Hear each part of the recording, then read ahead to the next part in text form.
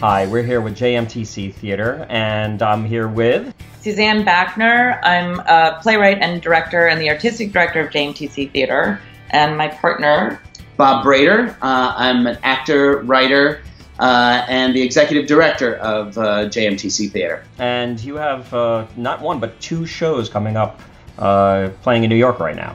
Yes, they are linked shows because they are both plays with benefits. Wait. It plays with benefits. You have to tell me what that means. Oh. that's our kind of our tagline for what we're doing, because we're doing both shows they're benefit shows, because 100% of the ticket sales are going to two separate organizations: for Spitting in the Face of the Devil at Safe Horizon, and for The Good Adoptee at Access Connecticut. Mm-hmm. So basically, you can come and enjoy some amazing theater and also be giving back by supporting these amazing organizations, because 100% of the ticket sales and any donations are going to them. Yeah, that's terrific. Tell me about the shows. The Good Adoptee is about a woman searching for her birth parents in the very closed record state of New York City. Everything is sealed, and she has to try to find her original parents and who she is. And the state does not allow her to know her true identity. Why can't I have access to my origin story, my ancestry, my medical and genetic history that's contained in that file? Why does this complete stranger have access to it and I don't? Just know that you may be disappointed or even hurt by what you find. We all know the story of the guy who found his biological parents, they rejected him, and he ended up killing 12 people. What? Now, what's funny about that? It's a little bit sci-fi, I think, for a non-adoptive person to think about, what if you were not allowed to know your identity? You have to really kind of extrapolate into this existential realm to kind of figure it out. And adoptees, sometimes I will say, my character in the show and me, it's my true story, feels sometimes like you're an alien from outer space, because you don't know that you were actually born to a human person on this earth. And it's no surprise or coincidence that Superman is an adoptee, basically. And tell me about your show. Spitting in the Face of the Devil is about growing up with my abusive ex-Marine father, who also turned out to be a pedophile. And so it's the story of finding out all of that information. I have something I have to tell you, and I'm not quite sure how you're going to take it. Dad had a heart attack and died today.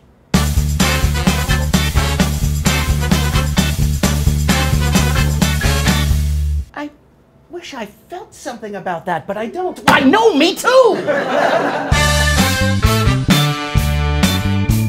I love the show. I thought it was absolutely amazing. It was more than a one-man show because it was this man's life. It's so quick-paced, and it's like a roller coaster. Like 1 minute you're angry, 1 minute you're excited, 1 minute you're nervous. It was powerful, it was funny, it was moving. Oh, that's so disgusting!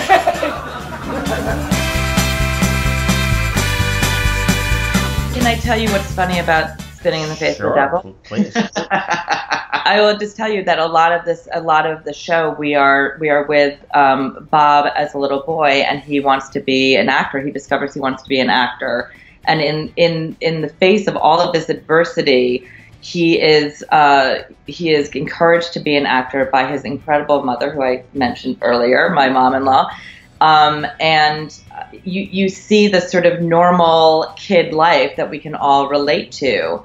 It's almost like you're glimpsing into, like, what if you discovered that your own father was a predator?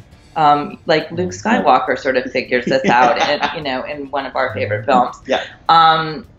But we get to spend this journey with this incredible little boy who we just root for, and who grows up to have quite a wonderful sense of humor. Do you find it hard to get that level of entertainment mixed with your shows when you're writing your shows, to keep them comedic? Is that a struggle, or does that come naturally to you? This is very organic, because I think when you're faced with adversity in life, or at least we are the kind of people who deal with humor in terms of just like the day-to-day survival. Right. So a lot of the humor and levity is kind of just embedded in the experience themselves and how we both individually experience these, kind of challenging things.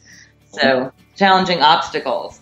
And also they lend themselves to drama because, we decided to tell them as theatrical stories because they're very gripping. They're almost in their own ways. Both stories are like, gripping mysteries as they unravel and what's going to happen and how is this going to unfold. And that just lets us kind of scoop the audience up in the journey. And we really, like from a directing perspective, because I'm the director of both shows, but also Bob as a performer, Anna as a performer, we really crafted them as sort of roller coasters. So you're not kind of sitting back as an audience member, you're on the ride with us.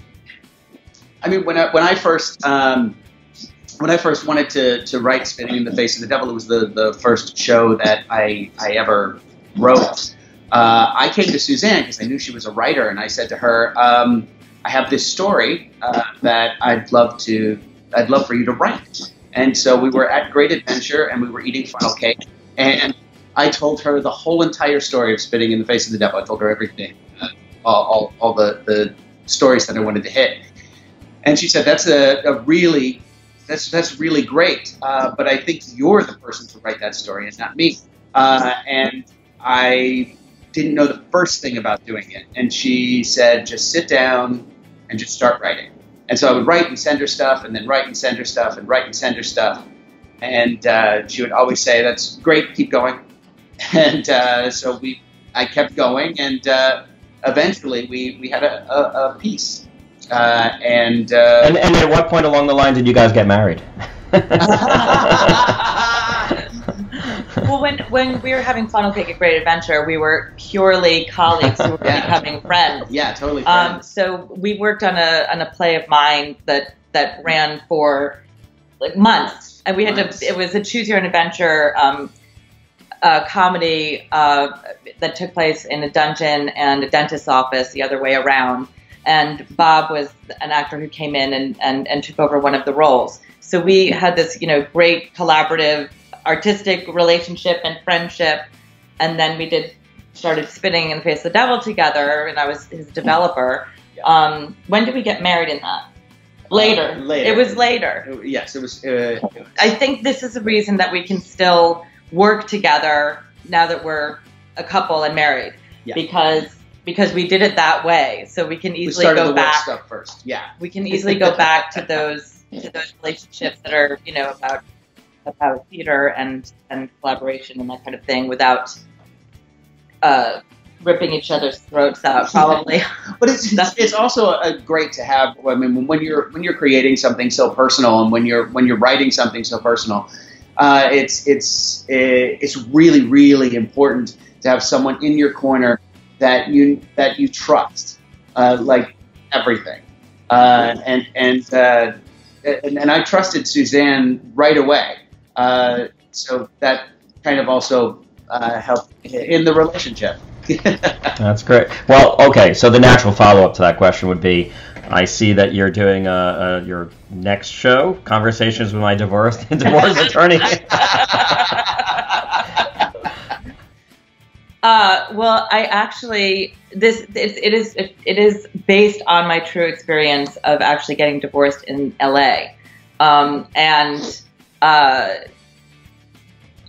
funny because I posted this. I actually finished a mega long draft of this last fall, and I posted on it. I posted it on Facebook, and my mother-in-law, Bob's mom, said, "Is there something I should know?"